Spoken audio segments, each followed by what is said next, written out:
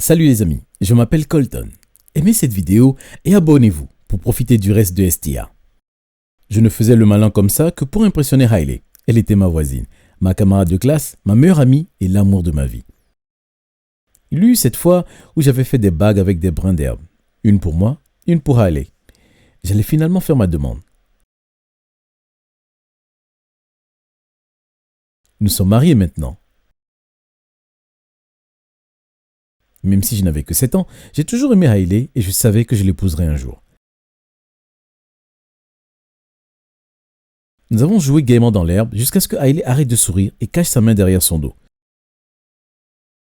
Soudainement, quelqu'un me pinça l'oreille et me traîna jusqu'à la maison.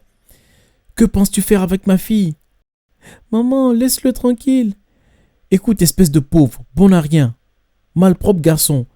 Tu restes loin de ma fille ou sinon je pourrais te causer beaucoup d'ennuis. Je me moque de ce que vous pouvez dire, Madame Smith. J'aime Riley et elle est ma meilleure amie. Oui, nous verrons bien. » Après ce jour, la mère d'Riley fit tout son possible pour nous garder séparés, mais nous restions quand même les meilleurs amis à l'école. « Je t'échange ma pomme pour ton brownie. »« Mon Dieu, ta mère t'a donné 2 pommes pour le déjeuner ?»« Oui, elle veut que je mange sainement pour que je devienne mannequin. »« Tu ressembles déjà au plus beau des mannequins à mes yeux, Riley. »« Oh, Colton, tu me dis toujours des choses tellement gentilles. » Alors que les années passèrent, elle devint encore plus belle. Alors que je me transformais en intello avec un goût terrible pour la mode. Alors que nous étions au lycée, mon coup de cœur pour elle devient ingérable. Alors un jour, je décidai de lui demander de sortir avec moi. C'était la Saint-Valentin et je lui amenais généralement des roses jaunes qui signifiaient que nous étions amis. Cette fois-ci, je la surpris avec une rose rouge. Joyeux Saint-Valentin à la plus belle fille du monde. Une rose rouge? Oui, cette année, je pense être prêt à enfin te parler de mes sentiments. Je t'aime beaucoup aussi, Colton. Mon cœur était rempli de joie. Mon cœur était en joie quand j'entendis ces mots. Mon rêve d'être avec Riley se réalisait enfin. C'est à ce moment-là que le pire des morveux de la classe fit son apparition, Hiro. La mère d'Riley l'avait embauché pour espionner l'école. Oh, mais qu'avons-nous là? Ma Riley tenait la main du loser de service. Hiro, tu n'as pas de vie. Trouve quelqu'un d'autre à embêter. Que viens-tu de dire? Laisse-le tranquille, Hiro. Hiro était le champion de karaté de l'école. Mais quand il s'agissait de passer des tests, il échouait toujours misérablement et finissait par copier sur moi. Tu crains la compétition, Hiro? Combien de fois as-tu acheté des fleurs pour Riley? 0 fois, je pense. Comme ta note en maths. Tu commences vraiment à m'agacer. Hiro attrapa la rose et la piétina. Mais quel crétin! Mais il n'avait rien que je puisse faire. Il avait des muscles par-dessus ses muscles. Si je décidais de le frapper, je me ferais mal. Je suis désolé, Colton, mais ce que je voulais te dire, c'est que je t'aime, mais comme un ami. Quelques jours après avoir confessé mon amour à Riley, j'entendis des bruits provenant de sa maison. Quand je regardais à travers la fenêtre, je vis ses amis traînant près de la piscine. Juste à ce moment, j'entendis quelqu'un frapper à la porte et quand je l'ouvris, je restais bouche bée de voir qui c'était. « Riley, pourquoi tu es là? Je suis vraiment désolé de ce qui s'est passé l'autre jour. » « Ce n'est pas grave, je serai toujours là pour toi. »« C'est adorable, Colton. Au fait, nous sommes un petit groupe à traîner près de la piscine. Tu veux te joindre à nous? »« Moi? Bien sûr, toi. À tout de suite. » Après qu'elle soit partie, je me précipitais dans la chambre de mes parents et dévalisais l'armoire de mon père. Je mettais sa chemise préférée et m'aspergeais d'eau de Cologne. Je devais faire bonne impression. Je fis donc face au miroir et m'entraînais pour mon arrivée à la fête. « Salut, dis-moi, es-tu Google? Parce que tu as tout ce que je cherche. » Elle était bonne, non?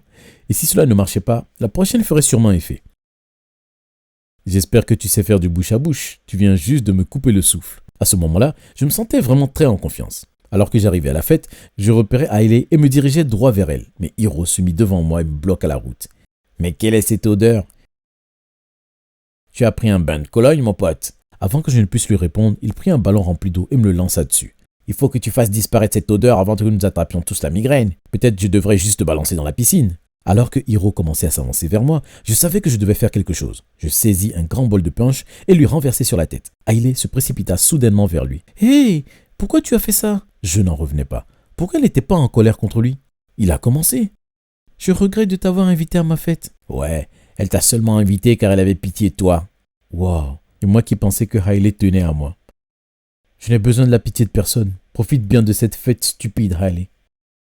Après la fête, je jurais d'arrêter de vouloir impressionner Hailey et de me concentrer sur mes projets scientifiques.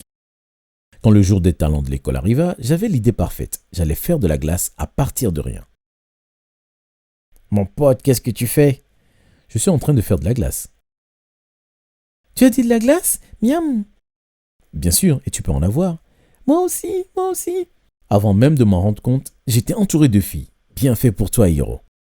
Alors que j'étais occupé par toute l'attention qu'on me donnait, la lumière sur la scène changea pour du rose et Hailey fit son entrée. C'était dur de ne pas regarder et je dus admettre qu'elle était magnifique. Je me rassemblais et continuais de servir de la glace jusqu'à ce que j'entende Hailey hurler. Quand je regardais, je la vis tomber sur la scène. En quelques secondes, Hiro était à ses côtés, jouant le petit ami parfait. Qui veut essayer un nouveau parfum? Alors que les semaines passèrent, ma récente célébrité s'effaça doucement et je me retrouvais à nouveau dans l'anonymat. Jusqu'au jour où j'entrais dans la salle de karaté par accident. Dès que Hiro me vit, il sourit. « Tu t'es perdu, mon pote, le coin des losers, c'est par là !» Il pensait être tellement intelligent que je décidai de le taquiner un peu. « Je ne suis pas perdu, je veux apprendre le karaté. »« Tu veux dire que tu es là pour essayer d'impressionner Hailey ?» Tout ne tourne pas autour de Hailey. « Ce n'est pas un endroit pour toi, Colton. Ce n'est pas à toi d'en décider. »« Ok, ça suffit. Colton, bienvenue. Si tu es sérieux, pose tes livres, monte sur le tatami et montre-nous tout ce que tu sais faire. » Je savais que je me jetais dans la gueule du loup, mais je n'allais pas me laisser faire. Je ne voulais pas que Hiro se moque de moi. Je ne savais pas ce que le professeur voulait que je montre. Je montais sur le tapis, fermais les yeux et me rappelais tous les mouvements que j'avais vus dans le film Karate Kid.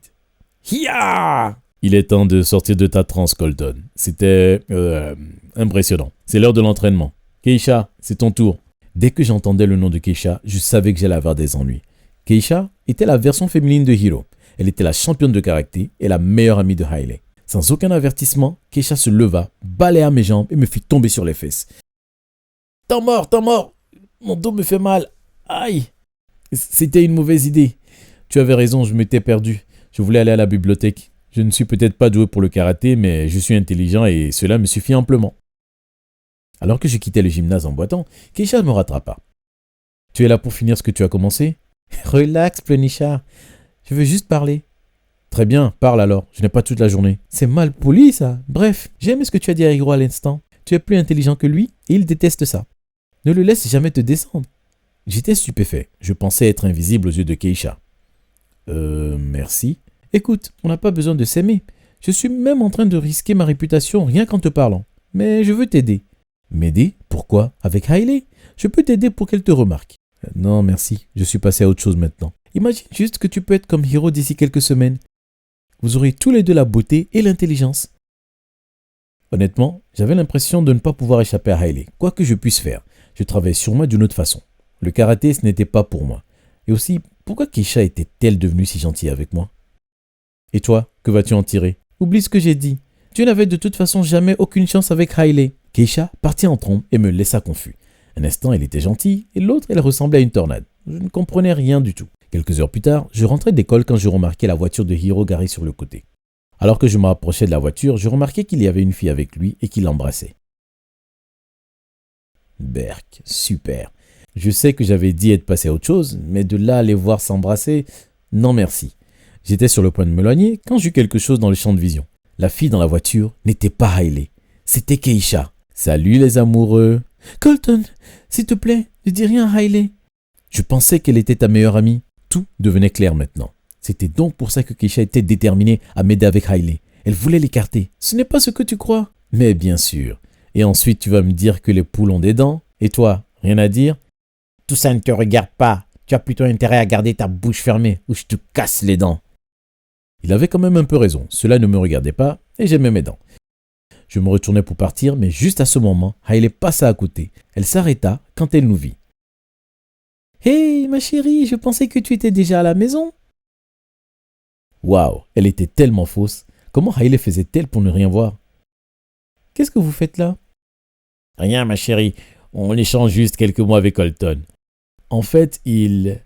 Bébé, ne crois rien de ce que Colton te dit. Il n'a pas tout vu. « Espèce d'idiot! Il ne lui a rien dit. Mais toi, tu viens juste de le faire. De quoi parles-tu? » J'en avais assez de couvrir ces deux-là. J'étais peut-être passé à autre chose, mais elle méritait de savoir la vérité. Je viens de les surprendre en train de s'embrasser. Quoi? Vraiment, Hailey, je ne comprends pas comment tu peux être entouré de personnes tellement fausses.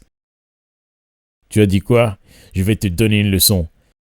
C'est le seul avertissement qu'il me donnait avant de me balancer un coup de pied volant. Mais Hailey s'interposa et le coup lui arriva droit dans la figure. Oh non, je suis désolé Hailey, je ne voulais pas. Ne me touche pas. Vous devrez avoir honte, tous les deux. Hailey ne revint pas à l'école pendant une semaine. Quand elle finit par revenir, sa mère était avec elle. Quand Hiro vit comment son visage était tuméfié, il s'avança pour aller lui parler, mais sa mère l'en empêcha. Tu n'as pas le droit d'approcher ma fille. Tu sais combien d'argent nous sommes en train de perdre? Nous devons attendre que son visage guérisse. Je me sentais mal pour Hailey, mais il n'y avait rien que je puisse faire. Je m'enterrais sous mes livres et passais la plupart de mon temps à la bibliothèque. Je voulais devenir quelque chose ou plutôt quelqu'un. Je me tenais à l'écart de Hailey. Quand le lycée fut fini, je déménageai à la ville et devins un homme d'affaires à succès. J'avais mon propre coffee shop. Un jour, alors que j'étais assis dans un restaurant jouant avec mon téléphone, une femme portant une cafetière trébucha et atterrit sur mes genoux. La cafetière tomba à mes pieds, éclaboussant mes chaussures de café. « Hé, faites attention !»« Je suis vraiment désolé, monsieur. » J'allais la faire partir quand je réalisais qui c'était. « Hailey ? Colton ? Wow, tu sembles différent. » Plus aussi intello et maigrichon, non ? Je n'ai jamais pensé ça de toi. Et il n'y a rien de mal à l'être d'ailleurs. Ça devait être l'eau de Cologne alors. C'était celle de mon père au fait. Il n'y avait rien de mal à ton propos, Colton. Je t'aimais bien. Mais maman voulait que je fréquente Hiro parce que son père était un célèbre agent pour mannequins. De tout ce que je m'attendais à entendre, celle-là n'en faisait pas partie. Quoi? Mais c'est complètement dingue. Alors que je la regardais, elle cherchait à attraper son collier. Elle le sortit de dessous son chemisier et révéla une bague en brin d'herbe. Ce n'était pas possible. Tu t'en souviens? Comment pourrais-je l'oublier? Est-ce le même que je t'ai donné quand nous étions enfants? Oui, je l'avais gardé tout ce temps. J'étais stupéfait. Tout ce temps, je pensais que Hailey m'ignorait parce que j'étais un intello. Il s'avérait qu'elle craignait juste sa mère. Hailey, Juste à ce moment-là, la femme que je déteste le plus au monde entra et se dirigea vers nous. « Salut Hal, tu aurais 100 $ à me prêter? Oh, je viens juste de voir cette très belle voiture dehors. Oh, qui est ce très beau gentleman? Maman, tu ne reconnais pas Colton? » Elle se rapprocha tellement de mon visage que j'ai pu sentir son souffle. « Cody? Colton, il s'appelle Colton, maman. Et cette belle voiture dehors, elle est à lui. » Je n'avais jamais vu le visage de quelqu'un s'éclairer aussi vite. Soudainement, j'eus une idée. « Et Madame Smith, vous aviez bien dit que vous aviez besoin de 100 $, non? »« Oui, effectivement. J'ai vu cette robe magnifique dans le centre commercial et je dois absolument l'acheter. » « Pas si vite. Je vous les donne à condition que vous repreniez le service de Hailey pour que je puisse l'emmener faire un tour dans ma belle voiture. »« Oh, mais... » »« C'est à prendre ou à laisser. »« Ok, très bien, je vais le faire. »« Où va-t-on ? » ?»« Je connais un endroit parfait. Quand Hailey et moi sortions du coffee shop, je pensais l'amener dans un restaurant chic. Mais je décidai de l'amener à notre arbre. « Alors, comment vas-tu? Pourquoi travailles-tu au coffee shop ?» Je regrettais déjà d'avoir posé cette question. « Je suis désolé, je ne voulais pas. »« Ce n'est pas grave. Je ne pensais pas non plus finir ici. »« Que s'est-il passé ?»« J'ai quitté le mannequinat à cause de la pression que me mettait maman. J'avais prévu d'aller à l'université pour lui échapper, mais j'ai découvert qu'elle avait dépensé toutes nos économies. Donc voilà. Le pire, c'est qu'on risque de perdre la maison à cause de cette dépense. » Une fois encore, j'étais vraiment très en colère contre la mère de Hailey. Sérieusement, quel genre de fer fait des choses pareilles? Je suis vraiment désolé, Hailey. Dis-moi ce que je peux faire pour aider. Alors que j'écoutais Hailey, j'ai pris la décision de l'aider pour qu'elle puisse aller à l'université et qu'elle puisse garder la maison. J'étais encore en colère contre sa mère, mais si je ne faisais rien, Hailey en souffrirait aussi. Tu n'as pas à payer pour les erreurs de ta mère. Je vais faire en sorte que tu ailles à l'université et que tu puisses garder la maison. Alors que Hailey me prit dans ses bras, je tendis la main vers l'arbre. J'enleva un peu d'écorce et ma bague en herbe tomba. Je l'avais cachée ici il y a des années, le jour où j'avais décidé de ne plus essayer de séduire Hailey. Oh mon Dieu, tu as aussi gardé la tienne? Ouais. Qu'est-ce que tu dirais de la remettre? Attends, est-ce que ça veut dire qu'on est à nouveau mariés? Que pensez-vous? Que j'ai répondu.